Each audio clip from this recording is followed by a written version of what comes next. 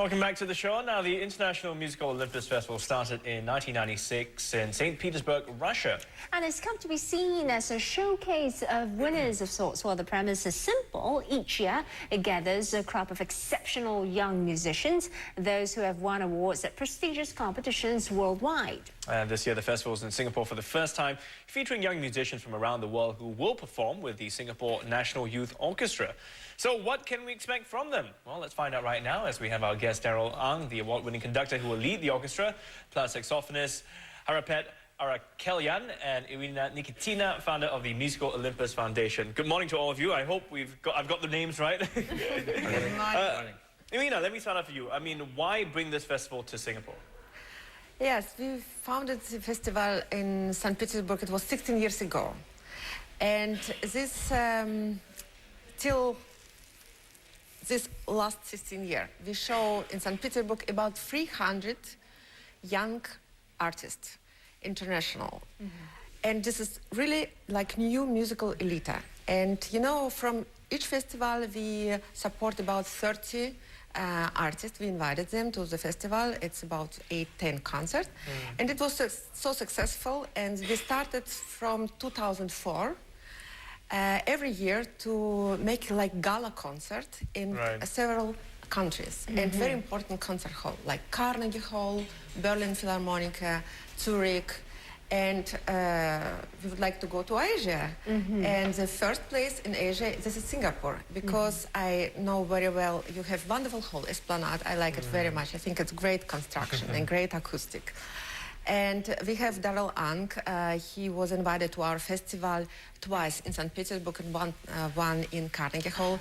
And I have here wonderful friend Olga Izerlis. He makes wonderful international projects here. I guess that is great meaning in bringing it to Asia because we are seeing more Asian talents, you know. More and more, I have to say. More and more. And excellent, really excellent level. I think about 10 years ago, European people were very skeptical about so many Asian artists because it's not so traditional in your culture to have classical music. It's not really in blood.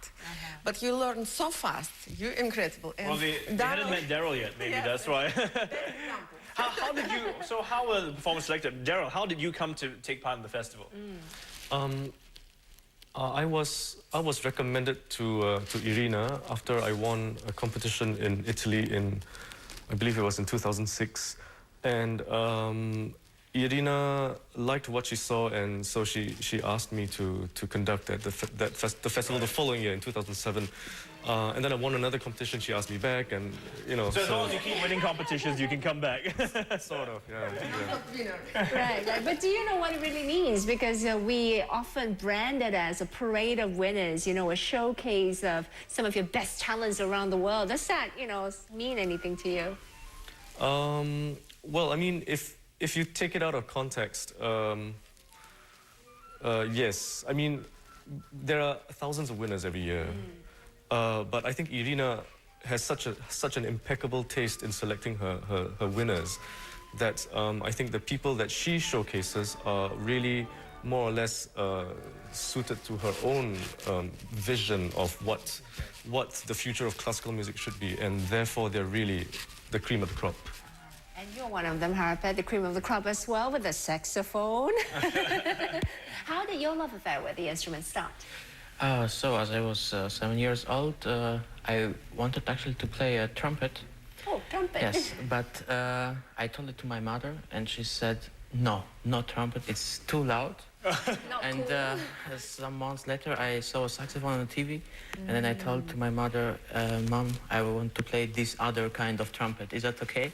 And so I started with the saxophone. Yeah, I guess it's more sophisticated and but she didn't realize it was still quite as loud, right?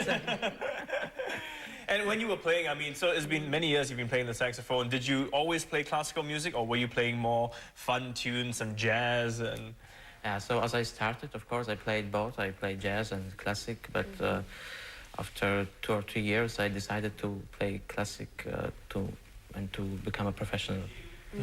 Was there a particular reason why that sort of, directed you into classical music? Because, if you look at today's generation, younger generation, sort of move away from classical music and go into other genres. Yes, I think this was a love to the instrument, because in the classical music for saxophone there are a lot of new techniques, and yes, it was just interesting for me. You know what? Maybe we can ask you to give us a short demonstration. If you can play a short piece for us now? Yes. Yeah? Okay, Harapat's just going to stand up and play something for us. This is a classical, something classical, right? Yes. Okay.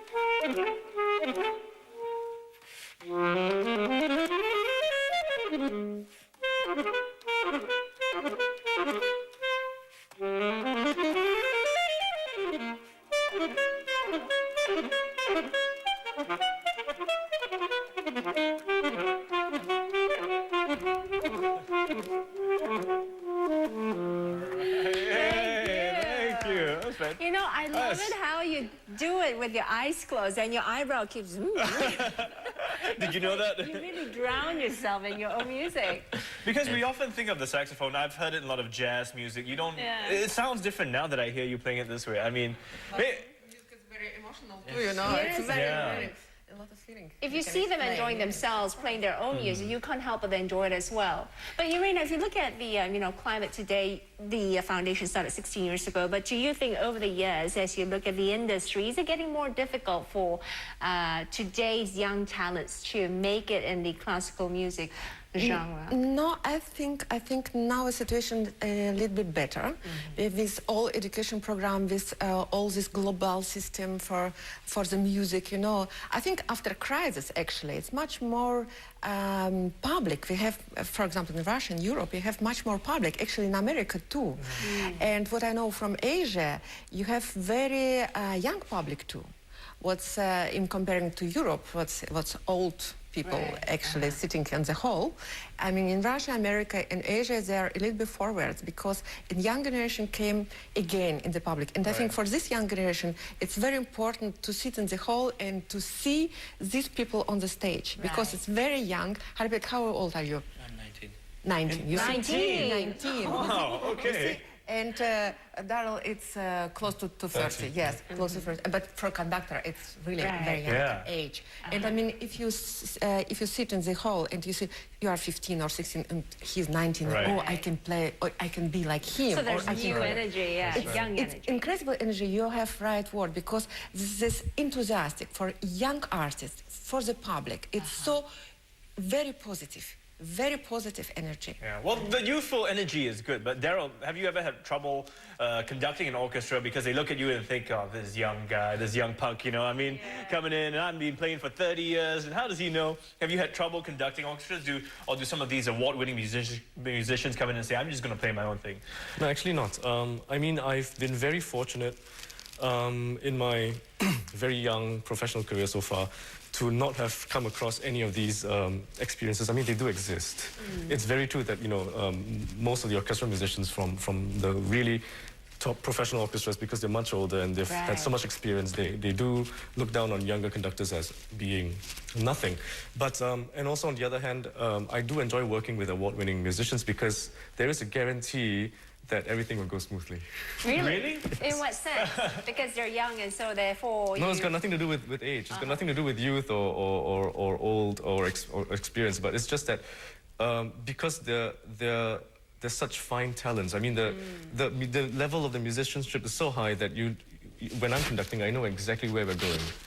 So there's this immediate camaraderie, this rapport on stage. Who gets the final say? Yeah. If, let's say, you have a certain direction you want to take the music, and they say, I don't agree with that. I think the larger percentage of that goes to the soloist, but really on stage, it's all up for grabs. So we'll see what happens. Can you be like conducting and then he will start playing? What are you doing? Oh, we'll catch each other. Okay, we look forward to the performance, of course. Is there anything important that we should take note of during this special performance that you guys are putting together? Now, you have just to know why we organize this, because it's, it's for us, for Musical Olympus, very important to support the people independent for nationality, from the school, from religion, from place of birth, place of living. It's just what we support. We support high quality of young artists and high really potential, Right. the talent. And you can see tomorrow and you can enjoy the concert, I'm sure. Okay, well, all the best, guys. Thanks for coming in. Thank you very much. Now, if you'd like to get in on the action, the concert will take place tomorrow night at the Esplanade Concert Hall. You can still get tickets. They're available from cystic.com.sg. Details on fun screen right now. music to enjoy.